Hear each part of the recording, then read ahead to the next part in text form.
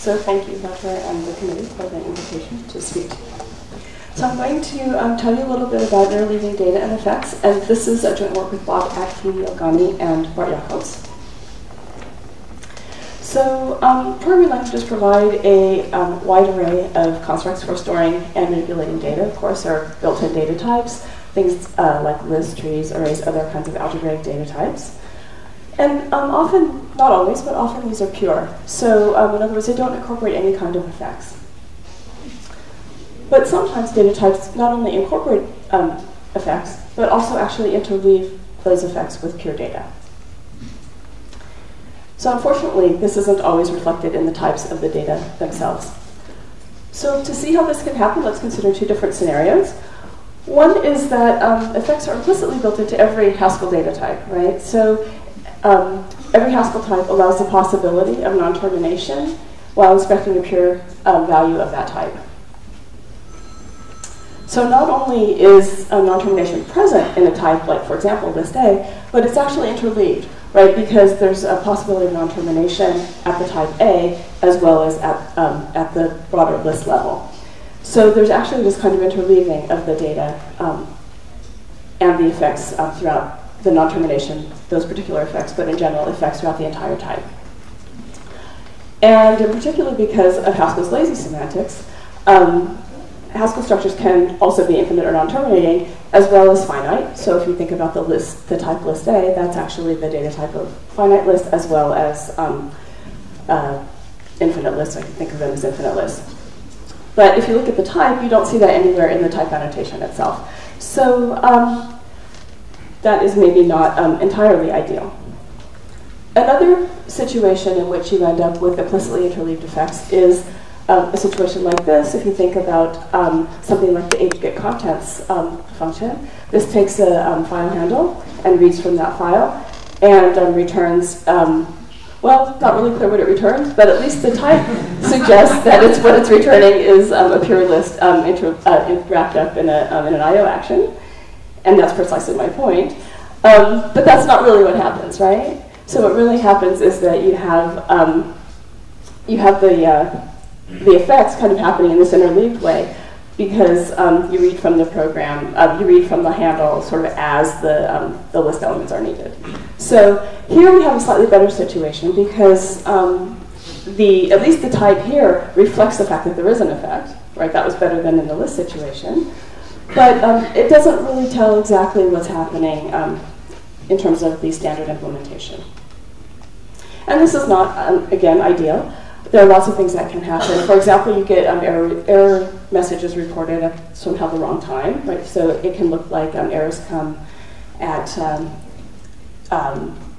that the errors come when pure data is being read or handled, and that isn't exactly right, and you can't actually close the file handle yourself because you don't have access to the IO monad, and of course sometimes you may not have an implicit closing either. So the first question I want to ask is, how can you make the interleaving of data and effects explicit in the types so we don't end up with the situations that we ended up with both the list example and this handle example, file handle example? So what we can see is that it is possible actually to represent the interleaving of data and effects. So here I'm looking at the first example, this interleaving of non-termination. And what I have is a type on the right here, this lazy list type. And what I have is a possibly non-terminating computation that produces either an empty list or a list that I get from an A value and another possibly non-terminating list. So this at least represents a situation that I was talking about before. Similarly, we can interleave the list data type now not with non-termination, but here with an IO action. Okay, so you have an IO action that either returns an empty list or a list. In this case, I used char because the file reading example would return char, but of course there's nothing special about char. And another possibly interleaved IO list. And so that's a little bit better. At least we know that we can represent the kind of interleaving that we're interested in.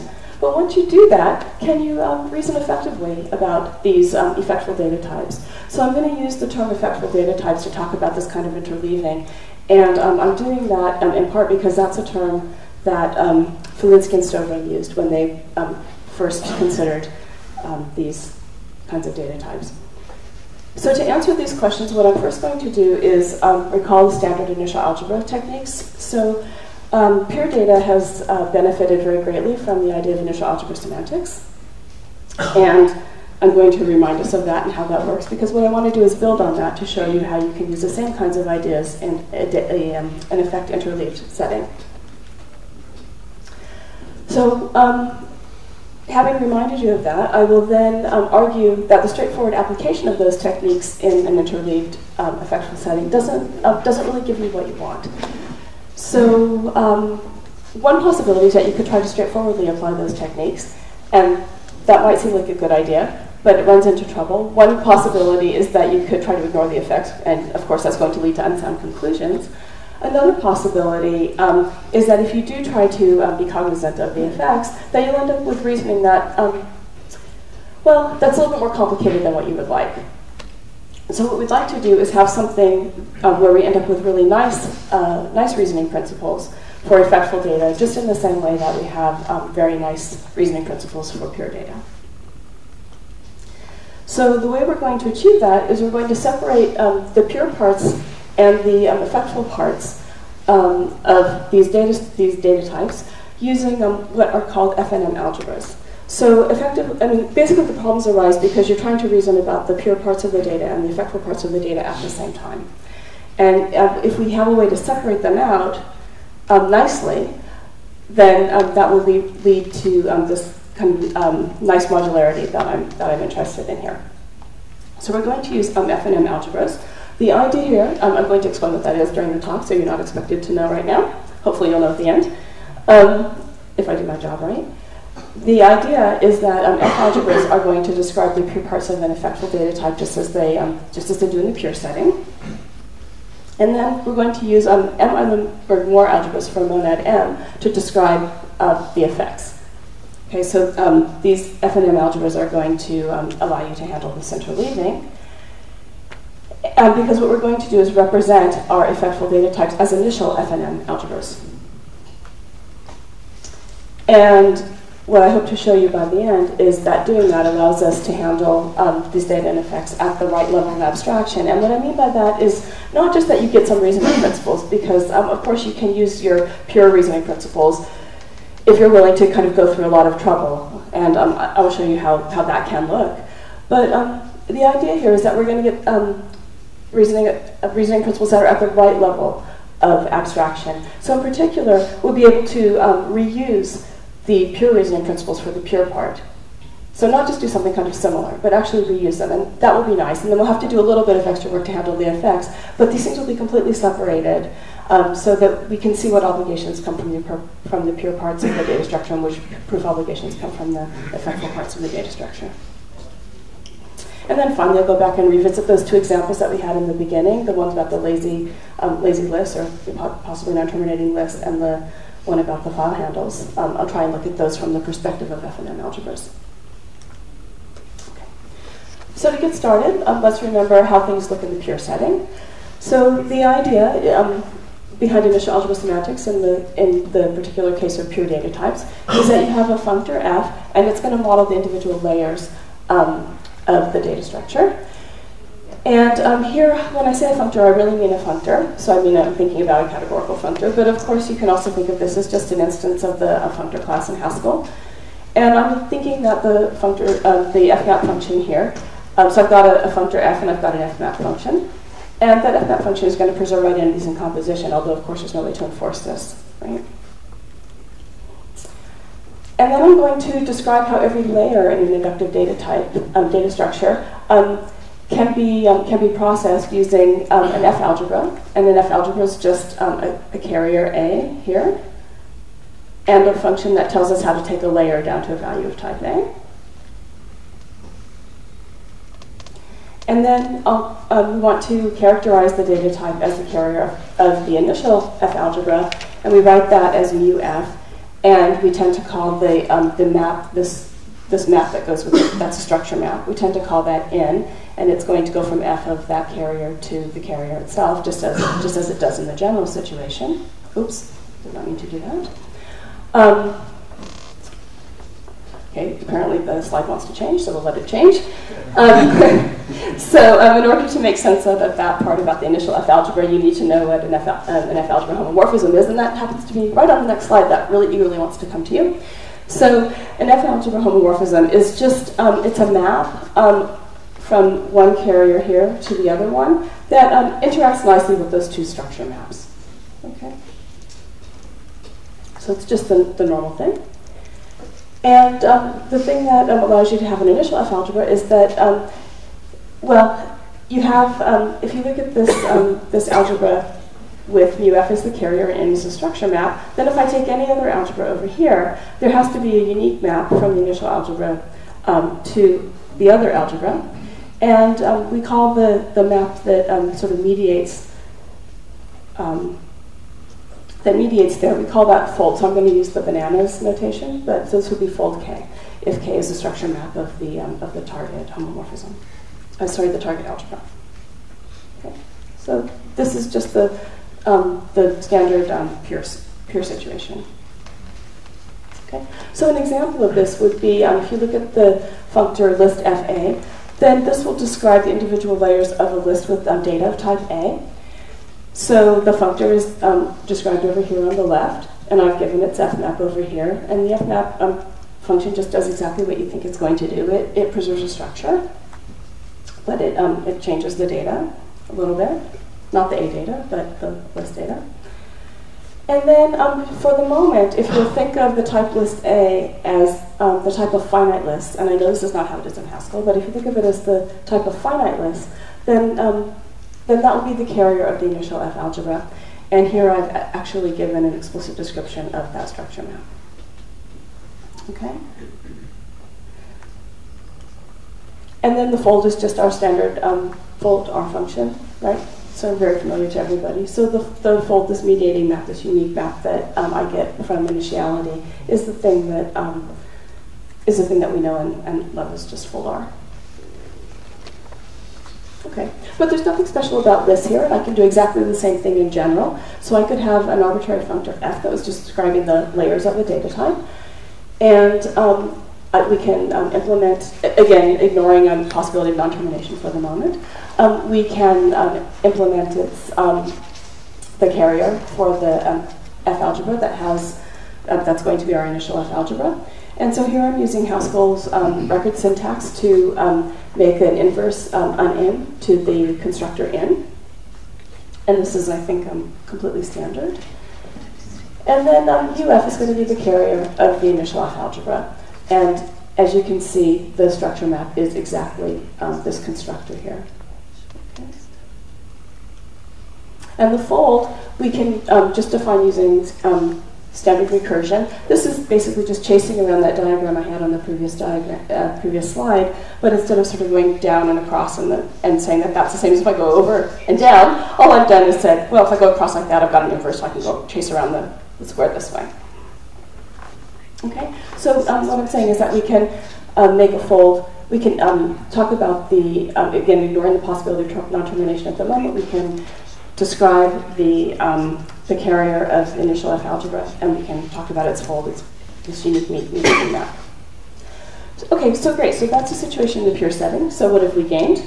Well, this gives us some nice definitional principles for describing data types and functions over them. So we have fold operators, and we can talk about definition by pattern matching. We have some nice proof principles for reasoning about such functions. We have things like induction rules, we have fold fusion rules, and many other kinds of things that are similar.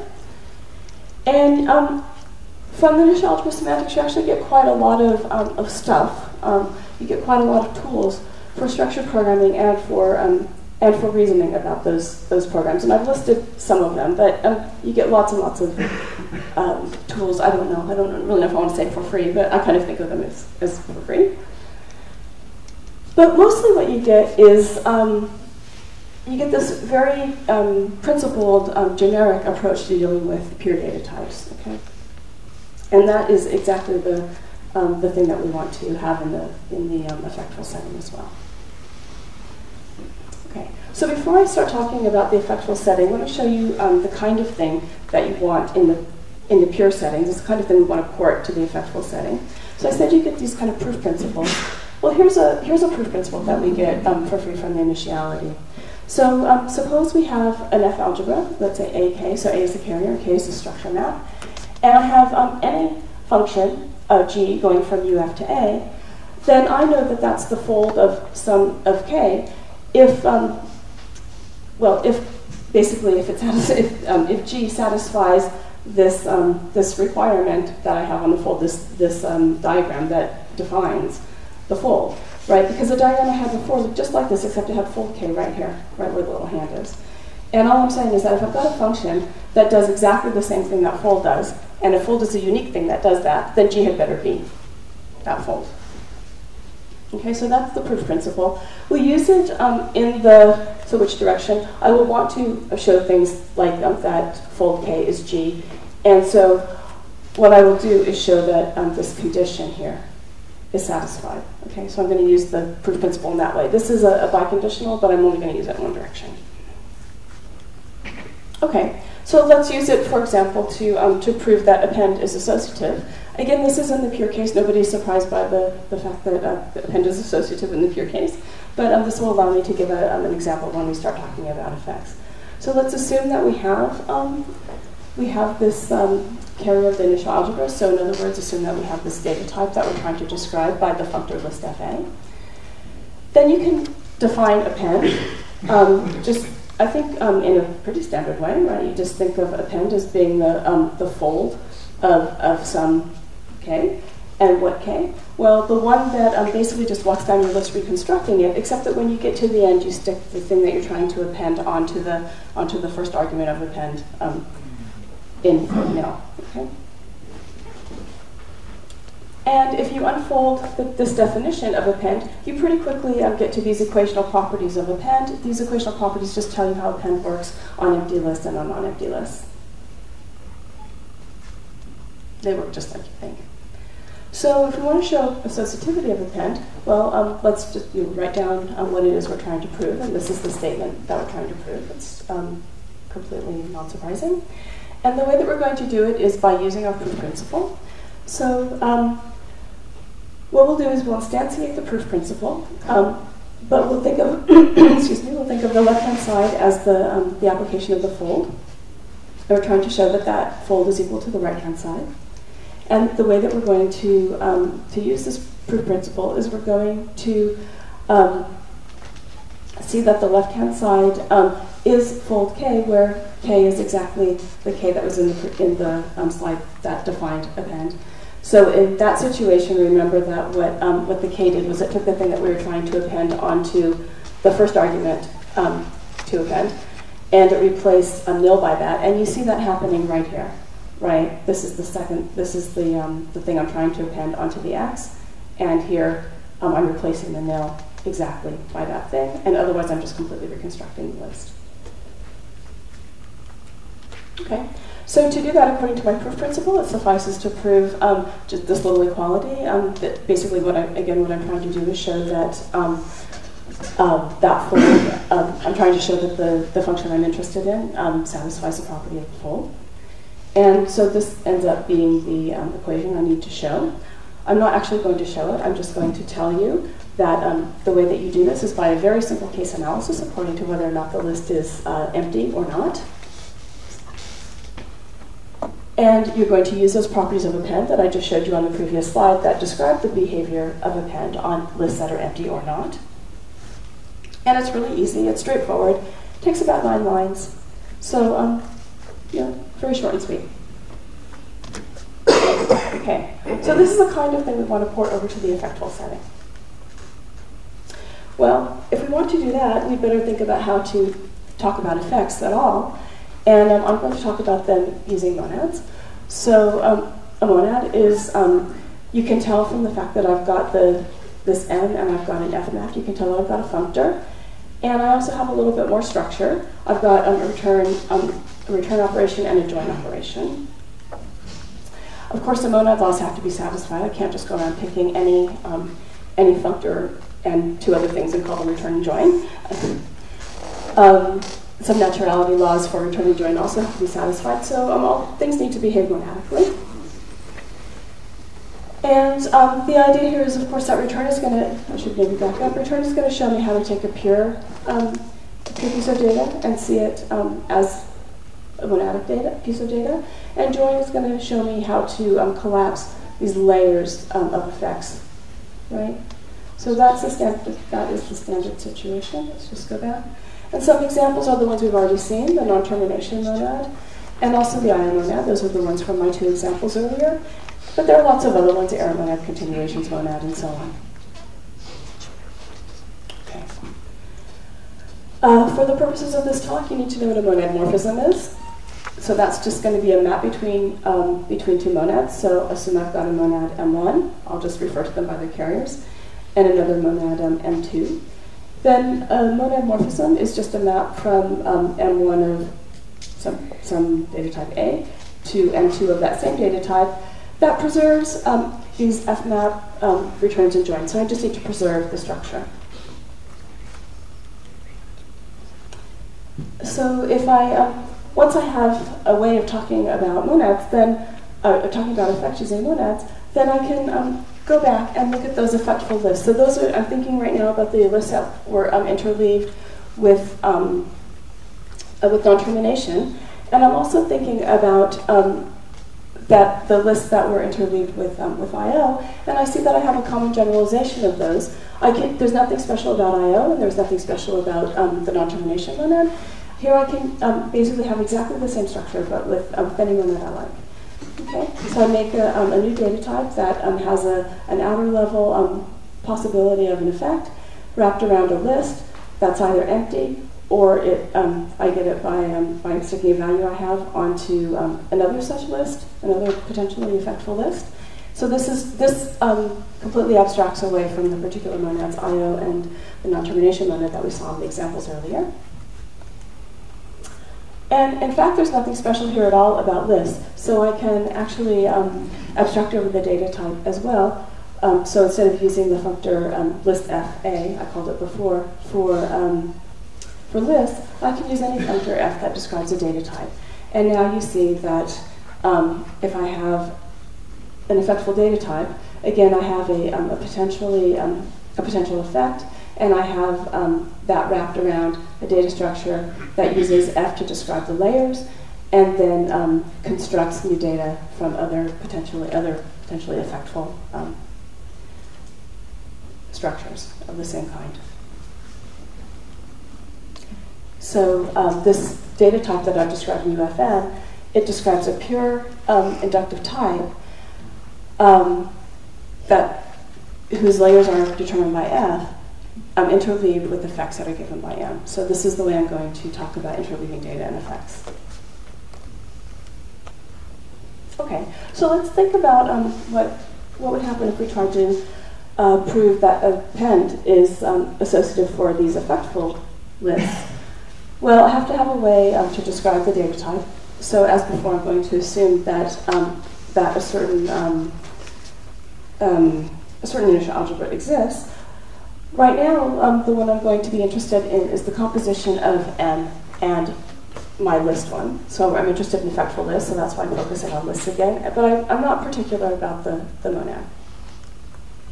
Okay. So list MA is exactly, well, if you kind of write it out, it's isomorphic to exactly this, M wrapped around this carrier of the initial algebra that I'm asking you to assume exists. And then we can write our effectful append, so E append for effectful append. We can write that, well, it looks, actually if you write the code, it looks really pretty similar to what we had before for append, except that I've got this new stuff, and I've written all this new stuff in green, and all of this new stuff that is there because append itself doesn't know, I mean, our old append, it didn't know anything about effects, but now I've got to have a bunch of effects interleaved. I've got to be able to properly handle the effects, and the way I do that is by using return, join, and fmap, and I use them as described here to make my effectful append. So it looks really similar to the old append, but I have to take care to properly handle all the effects. Okay. Let's see, so I've already said that. So, okay, so as before, we're just going to unfold the definition of our effectful append, and we will get properties of append that we'll use, well, that we'd like to use in a very similar way. It won't exactly be possible, but we'd like to use them in exactly the same way as before. So here again, I put the new stuff in green, and what you can see is that, at least in the statements of these properties, you end up with a lot of returns hanging around. But there's actually more going on underneath, because remember that in the definition of eAppend, there were fmaps, joins, and returns. Here it only looks like I've got returns, but I've really got a lot of other stuff going on because I've got the definition of eAppend here. Okay. So in any case, I end up with some properties that describe how eAppend behaves more or less on lists that are either empty or not. And I get a little bit more. Here, but I have to do some work, because I have to sort of shuffle all these returns and joins and fmaps and all these things around, simply because the proof principle doesn't know anything about how to handle effects. Okay, and this isn't something strange about the example I've chosen. I mean, I've chosen a fairly simple example.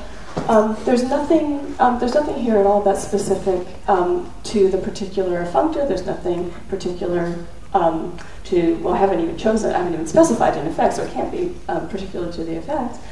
But we end up having to repeat this kind of work over and over again. So it isn't as though I just want certain properties and I need to do a little bit of work for these properties. I end up in a situation where I have to do a lot of work, a lot of shuffling over and over and over again, just to deal with the fact that my proof principle doesn't know anything about effects. Okay. The situation is actually a little bit worse than what I just said, because we won't be able to use these properties directly, just as we did in the pure case. And as you'll see very, very shortly, I think on the next slide, what we have to do is unfold the definition of effectful append in a way that we didn't have to unfold the definition of the pure append in order to even begin to be able to use the proof principle. So that really is not what we would like at all. Okay, so let's see how this is going to go. I'm just going to write up here the statement of the thing I'm trying to prove. It's exactly the analogous statement that I had for append. It's just associativity. So we're going to begin in a very similar manner. We're going to try to use our proof principle 1, the one that we had before, that says if you want to show that something's a fold, you just have to show that it satisfies the property that that fold satisfies. But here I have to do a little bit of work, because if you go back and look at the definition of our effectful append, you've got this join and you've got this map, and so you have to actually unfold that definition of effectful append. And somewhere inside there, oh yes, in green, you see that there is a fold. So that's good. That suggests we might be able to use our proof principle. But I have to do a little bit of work first. Okay. And here I've introduced some notation. I've started subscripting my function k with the thing that I'm trying to append, the thing I'm trying to replace the empty list with, the thing I'm trying to append onto the other thing. And that just keeps the formulas from getting enormous. Okay. So then I have to use the definition of effectful append 3 times. I have to use the naturality of join. I have to use the third monad law. I have to use the fact that fmap preserves composition. And then finally I can rewrite the right-hand side to something that has, oh, it looks a lot like the left-hand side, except it has this part in green. And except for the, if I sort of focus only on the green parts, then I see I really do have something to which I can apply my original proof principle. I've got some joins and fmaps and things hanging around, but if I dig around inside big enough, long enough, then I can find something to which I can apply my first proof principle. Okay, so that's good. So at least it seems like it's applicable. So we're going to pick on those. We're going to pull out those green parts, and we're just going to try and prove this equation. And this is again trying to show that something is a fold. So we look at the condition that we needed to show according to our proof principle in order to prove this equation about folds, and it's not too horrible. It's not too long. But we have to do a little bit more work than in the other case. So as before, we're going to use a case analysis according to whether our list is empty or not. And well, what you see is that you end up having to use a lot of extra reasoning. So in the pure case, I showed you that the proof, which I didn't show you the whole proof, but I kind of walked you through it a little bit. And I said it's very short. It takes about 9 lines. It's really short. It's really simple. It's not conceptually difficult at all. But here I've got to do a lot of extra things, right? I've got these effects lying around, and that means that I need to use naturality, and I need to use properties of FMAP, and I need to use monad laws. So I need to do a lot more work just to be able to show the same kinds of things. Okay, so here the proof is upward of 25 lines long. They're complicated. It's not just follow your nose. So you have to do a little bit. It's not terribly complicated, but it's not as nice as what you would like. Okay, so in the interest of full disclosure, at this point I'll say that well, the problems are that some non-trivial rewriting is required in order to use proof principle 1. That's what I showed you 2 slides ago. And you have a lot of unfolding the definition of append, and you need to, you have all this kind of repeated work, this work that's just done over and over and over again. Again, not because of my particular example. I didn't choose a hairy one, but just because of my example. I mean, just because of the situation here where we've got this proof principle that isn't cognizant of effects, or doesn't know how to handle them very well, at least. But it is true that you could maybe make a slightly shorter proof than my 25-line proof. The reason I say that is because you could be a little bit more clever, and you could realize that effectful append is actually some kind of argument permuted bind operation, and that would let you to more quickly get to the situation where you can use the proof principle that I had. And you could also say, oh, well, I recognize this. This is just an instance of fold fusion. So if I use fold fusion, then I will, that will eliminate some of my lines. And that's true, but you'd have to go around and prove that fold fusion works in the effectual situation, and that would be another auxiliary proof. And by the time you got done with all of this, you might have a shorter proof of eAppend, and you'd actually have a few reusable tools, but you still wouldn't have the nice separation that I want. So what I really want is to be able to separate the reasoning about the pure parts from the reasoning about the effectual parts. And even with these alternatives, those things are still intermingled. Okay. So what I want to do instead is use these F&M algebras that I mentioned before. I did mention that they were due to Flinsky and Stovring, originally in an ICFP 2007 paper. They worked only in the category CPO, so they worked with Omega Complete Omega CPOs, and they worked in the setting of induction, and they were trying to prove certain properties of functions, and they could only handle certain kinds of functors, not arbitrary functors like we're able to handle here. And they were only able to work in CPO, and we're working here in arbitrary categories where these initial algebras exist. And they also had a very specific notion of property. So I'm not using a lot of this generality in this talk, but the situation here is very general in a way that theirs wasn't. But still, they introduced this idea of F&M algebras that we're going to pick up on. So an F&M algebra is an F algebra. So these are these algebras that describe the data structures. And but we don't just want any old F algebra. We want one that's simultaneously what's called an M. Eilenberg-Moore algebra. So M is our monad here, and I'm going to tell you what an Eilenberg-Moore algebra is. But before I do that, let me give you a little bit of intuition. So the idea is that an Eilenberg-Moore algebra is going to describe how to properly incorporate effects of type M into some values of type A, if A is the type for which the M Eilenberg-Moore algebra is. And the F algebra is going to handle the pure parts. We're going to get the separation because the F algebra is going to handle the pure parts of our data structures, and the M Eilenberg-Moore algebras are going to handle the effectful parts. And they're not, the M Eilenberg-Moore algebras are not only going to handle the effectful parts, but they're going to handle them in a nice way. So they're going to account for the possibility of a lack of effects through preservation of return of the monad, and they're going to account for the potential merging of effects through the preservation of join. So they're going to handle this in a nice way. So what are these things? So an M-Eilenberg-Moore algebra is just an algebra. It's just a pair like our F algebras were, right? We have a carrier here, and we have just an algebra map. But we don't just want anyone. We want to be able to preserve, return, and join in the sense described in these commuting diagrams. So we just want them to, we want our algebra to interact nicely with the monad operations. And then, just as before, we needed the idea of an F-algebra homomorphism. Here we need the idea of an M-Eilenberg-Moore algebra homomorphism, but that's just an M-algebra homomorphism, so there's no Eilenberg-Moore-ness here, you could say. Okay, so we just have an M-algebra homomorphism if I think of the monad M as a functor F. Okay? All right. Can you go back? Yes. Where is this I coming from at the bottom of this? Oh, sorry, that is my L.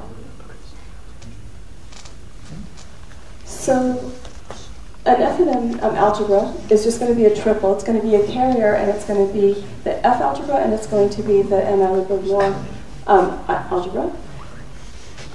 But again, as usual in Haskell, I don't have a way to enforce these extra requirements. But you can see that I've just got a triple. I've got the F algebra. I've got an M algebra, but I want it to be an M-Eilenberg-Moore algebra.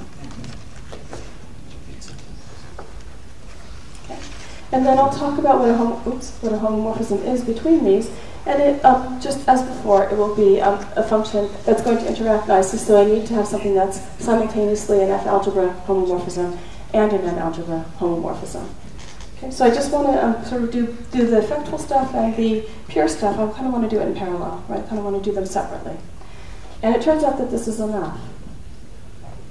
So what I'll do is I will think about having an initial F and M algebra. So that's going to be, I'm going to write that as mu and then F/M. But I'm going to have 3 pieces. I'm going to have the structure piece for the functor, the pure functor. I'm going to have the structure piece for the monad M.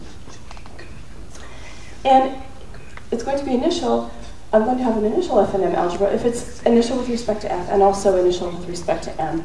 And all I've done here is drawn these, the initiality diagram for F and the one for M. And I just need to be able to satisfy both of these things simultaneously. Okay, so I just want one structure that's simultaneously an initial F algebra and an initial M-Eilenberg-Moore algebra. And as before, we're going to have something that is full. We're going to have this unique map by initiality. And I'm going to denote that as bananas KL. So if my algebra is AKL, the K part is the F algebra, the L is the M-Eilenberg-Moore algebra, and I'm just going to write bananas KL for that. Okay, so that's what I have going across the bottom here. This is my unique map. And of course we get a proof principle just by initiality, just as we did in the pure case. So in this case, what I might want to do, if I want to handle effects, is be able to show that something, again, something is that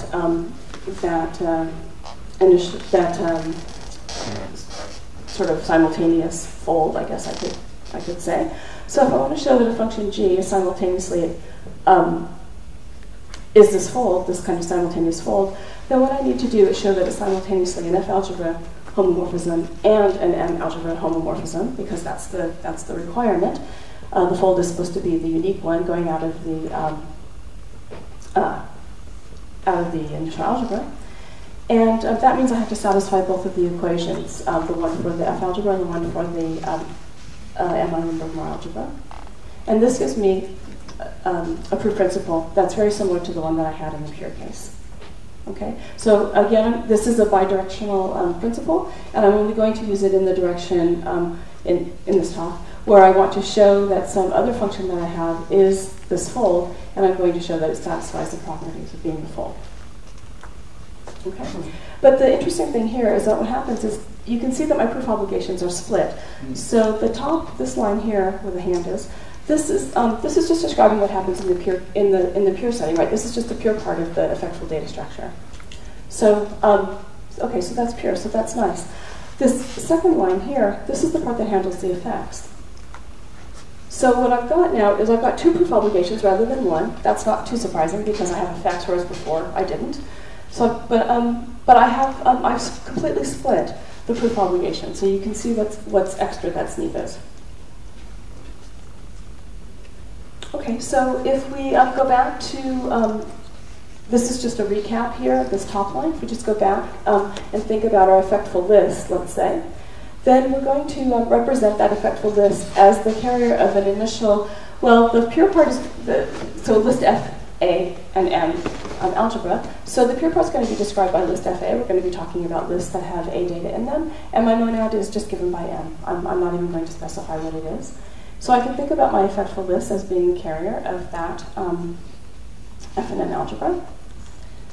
And here I've just to be more convincing, I've said what the structure maps are. So the structure map in the pure case is just going to take a pure structure and return its sort of monadic analog. And the structure map for the M-number algebra is just going, well, it's essentially a join. If you kind of get rid of the list constructors, it just looks a lot like join. It actually looks exactly like join. Okay, so I'm going to represent the data structure in that way, and then I get a fold. That's my unique map from the initial F and M algebra to any other F and M algebra, given by, let's say, K and L. So if I think about that fold, it's going to take as input a map K that knows how to handle the pure parts of the data structure, and it's going to take a map L that knows how to handle the monadic parts. And then it's just going to it's going to use K and L to just sort of interleave throughout the data structure, and using exactly the same pattern of recursion that we had in the definition of the data structure. Okay, so let's think about this effectful append again. Now that we have another proof principle, one that is able to deal maybe a little bit better with effects. That's what I'd like to show you. So I'm going to assume, again, as usual, that I have the initial algebra, and I'm going to define an effectful append. And now my effectful append is going to be defined in terms of this new fold, this kind of combined fold. And it's really interesting now because the definition of effectful append looks just like my definition of append in the pure case, except for the fact that I've got an extra argument here for where is it? Here. This extra argument of in. But if I look at the pure part, this algebra is exactly the same, except for the type. Okay? So things are starting to look very similar to how they looked in the pure case, and you don't see this kind of infection of this infection of the effects in with the pure parts of the data. Okay? So these are the only two differences. They're in green. So, like I said, except for the types, the function that we're taking the fold of is, for the pure part, it's identical to the one that we used in the entirely pure situation, and that gives us a little bit of hope that we might be able to reuse the reasoning. Okay. So again, if you want to use this proof principle, we'll proceed in the same sort of way we did before. We'll end up with some equational properties for our effectful append. And except for types, these are identical to the ones that we had in the pure setting. So that's nice, right? So remember before we had F maps and joins and so on when I was trying to use the pure tools in the effectful setting. So here we don't have that anymore. In addition, I know that I have that for any fixed y, I have that. Append, well, something like append, basically, is an M-Eilenberg-Moore algebra homomorphism. So I get a third property. So I get this third property that I'm going to use in my proof. So I have my two properties that are the same as in the pure case, and I also have this third property that I can use. Well, this is just a short note about an interpretation of this append. It says that effectful append always evaluates the effects that are placed before the elements of the first argument. That's what that line says. So here I can state associativity of effectful append. Again, it looks just like it did before, of course. And now instead of using proof principle 1, I'll try and use proof principle 2. So I'll try and prove this equation. So this says that my composition of effectful appends in this order is going to be the same as my composition of effectful appends in the other order. And what I need to do is show that if I'm trying to show that the thing on the right-hand side is a fold, then I just have to show that it satisfies the property that a fold satisfies. So, okay, so I'm just exactly in the same situation I was before, except that now I have two proof obligations, and now I've written them up. There's the pure one, that's the one that comes from the F algebra, and then I've got the one that comes below from the N-on-More algebra. So I've got two proof obligations. If you look at the top one, it's exactly the same as the equation that we had to show, except for types. It's exactly the same as the one that we had to show in the pure case. So now I can just reuse my reasoning. I don't have to do something that's kind of similar to what I did before, and I don't have to manipulate joins and maps and returns and so on. I can just use exactly the same reasoning. I can reuse my proof. So that's really nice. That's part of the modularity I was after. The proof in the second line, the proof obligation for the monadic situation, well, that's just 4 lines long. So now I've got a much shorter proof. I was able to reuse the pure part, the reasoning for the pure part. That's, I think, is good. For the monadic proof obligation, well, I have to do a little bit of work, but I don't have to do very much work. It's only 4 lines of work. Okay. So we end up in a situation where we can actually reuse our reasoning in the pure case in an effectful setting. We just have to be careful about how to do that. The result is that you end up with a simpler, shorter, and I think this is actually very important, a more intuitive proof than we got when we tried to use the pure tools in an effectful setting. I don't think it's maybe surprising that we end up in a better situation, but I think it's nice that we do, and we end up with something that's more intuitive. Okay. It's probably good to say that there are some limitations to this. I'm not going to be able to prove things that aren't true. For example, if I'm trying to show that effectful appends, yeah, I'm trying to show things that aren't true, I'm going to have trouble. So okay, that's good, right? So in this kind of situation, I wouldn't be able to prove, for example, that if I append x to y and try to reverse, then that's the same as if I try to reverse the two individual lists and then append the results. And this makes sense intuitively because, of course, the left-hand side is going to try to handle the effects in x before y. On the right-hand side, it's going to try and do them in the opposite order, and, well, the effects may not be commuting in that way. But what's interesting is that the techniques I've shown you allow you to see exactly where the problem lies, technically. And if the problem arises that when you try to show that this monadic proof obligation, you'll get stuck. Okay, we won't be able to formalize it. So it gives a place where you can actually see formally what's going wrong and how you can formalize the intuition that we have in the second bullet point there. Just with 3 more slides, I think, to go back to the beginning of the talk.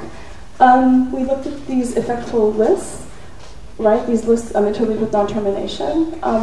And I hope I've convinced you that you can do this by just using this this list where you explicitly interleave the non-termination effects, right? Using this data type that I called list lazy. And what we do there is we see that list lazy is just this initial list FA and an algebra if I'm thinking of my list as containing data of type A. Going back to the other example, the one with the file handle, well, here I can think of having an initial list FA and IO algebra. So it's just the effects that are different here. I'm still looking at lists. And you can use that to actually rewrite age-get contents in such a way that the interleaving is explicit now. And then this solves a lot of the problems that I mentioned at the beginning of the slide. So now the IO errors are reported within the scope of IO actions rather than seeming to appear in pure code. We have access to the IO monad. We can explicitly close the file and so on. So I think that's an improvement. To convince you that I'm not only looking at things like this, I think I lied about 3 slides, maybe I mean 4 or 5. I want to talk a little bit about how iterates can be seen as an example of this. So this is Oleg Hisliov. I don't know if he's here, but here we can think about the reader type also as an initial F&M algebra. Here I have a reader type, that's some effect described by monad M, and it results in either a value of type B, or it's a request for more data of type A. And I just see this as an initial F&M algebra where F is the sort of obvious functor that corresponds to the data type. And here you could use proof principle 2 to reason about iterates if you wanted. You can beef that up a little bit and talk about pipes instead of just iterates. So here we have the central definition of the pipes library. So what we have is just a proxy type, and that's just a tree of requests of, well, here of type A prime, reading values of type A. I have values of type B, reading values of type B prime. These things are interleaved with effects of type M, returning pure values. So I've got a much richer, much more complicated data type. So this builds on the reader data type because it adds the possibility of bidirectional requests and responses.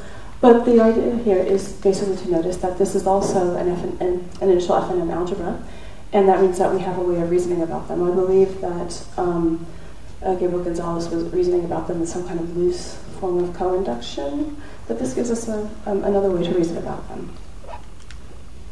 Okay, so to sum up, the idea of the talk is that F algebras are just at the wrong level of abstraction for reasoning about data interleaved with effects. You can do it, but it doesn't. It's not as nice as what you would like. It doesn't have a nice separation of pure parts of data and effects.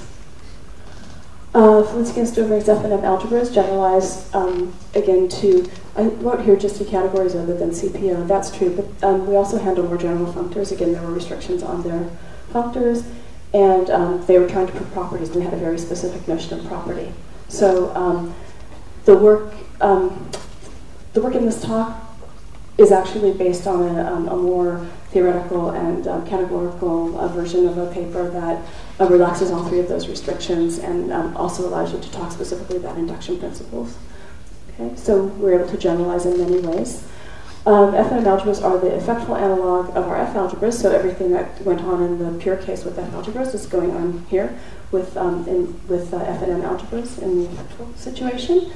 And again, you can reuse some of your reasoning, so that's nice. Separate pure and effectful concerns, so you can just transfer your proof principles and your proof techniques. Other effectful data types, not just lists, can be expressed as initial F&M algebras, thereby letting us use these techniques. And that is it.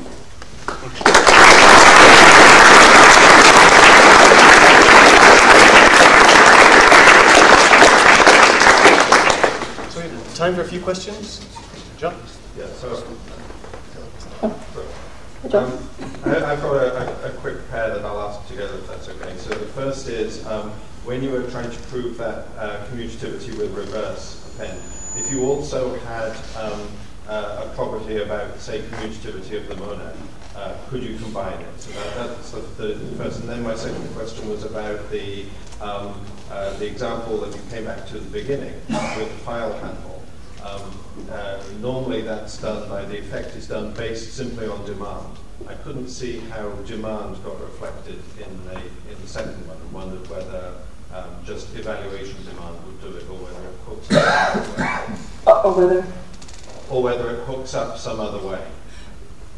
No. Okay. So, right. So if you had other properties, like in the situation where you're trying to prove this property that I said you can't prove. So there, of course, if you have other properties at your disposal, well, that might do. But you would actually need to show that you still have an M algebra, more algebra. So if you had other assumptions that would allow you to prove that, that would be fine. And yes, it's just the evaluation on demand.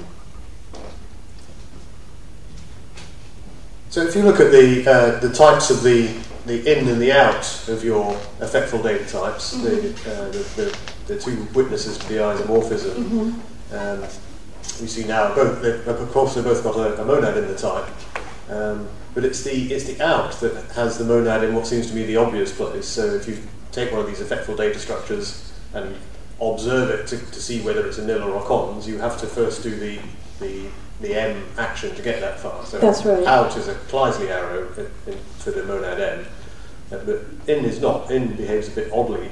I don't have a good intuition for what's going on there if you're just looking at the type of in. I wondered if you could say something about that, and if there's a dual, if there's a final co-algebra story, and which way around is the sensible half of the isomorphism for that one. Right. So there may be, I think there should be a co-algebra story with co-induction, but I actually didn't even talk about induction explicitly here, of course. So I think there should be one, but I haven't worked out any details. And what was the beginning? The in and out. The in and out, yeah. So you're right that that out is, I mean, what you call out, yeah, that is where, that is where you're going to see the monad reflected. Yes, of course. And what did you want? So what is the in doing then? The computational intuition for what's going on there. I mean, I don't have anything more to say other than it's just reducing the values. I don't see that there's anything. There isn't anything especially monadic going on. I mean, that's what you say. I mean, it's just an algebra, right? And so it's not taking the effects into account at all. And I think that's exactly why things go wrong. Sort of when you just try and use the kind of standard techniques in the obvious way, because there isn't anything happening. Precisely because there isn't anything happening. Yeah. One last question. So you gave the examples of iteratives and pipes, and everything worked out very beautifully, and that's very nice. Do you know of any examples that don't work out so nicely, and why they don't work out, or you just not have any examples like that? Well, there are lots of effects that can't be described by monad. So here I'm only restricting to a very specific setting. Okay. In some sense, I mean, general specific setting, if you know what I mean. But anything that fits in that would. Yeah. So this is completely generic over the functor, and it's completely generic over the monad. Okay. Okay, and it's actually very generic as well over the notion of property. So I didn't really talk about this in this talk. But it's generic in all those dimensions, but it's not generic over everything in the world. Okay, let's thank Patricia again.